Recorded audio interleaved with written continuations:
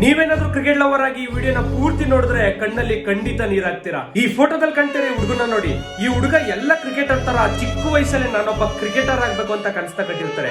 ಬರೀ ಕನ್ಸಲ್ಲ, 2 ವರ್ಷಕ್ಕೇನೆ ಅವ್ನ್ plastic bat ಅಲ್ಲಿ ಅವ್ನ್ ಬ್ಯಾಟಿಂಗ್ ನ ಕೂಡ ಶುರು ಮಾಡಿರ್ತಾನೆ. ಈ ತರ ಶುರು ಆಗಿದ್ದ ಅವನ್ ಜರ್ನಿ ಅವ್ನ್ 4 ವರ್ಷ ಇದ್ದಾಗ ಗುಜರಾತ್ ಪ್ರೆಸ್ಟೀಜಿಯಸ್ ಕ್ರಿಕೆಟ್ ಅಕಾಡೆಮಿಲಿ ಆಡಕ್ಕೆ ಚಾನ್ಸ್ ಸಿಗುತ್ತೆ.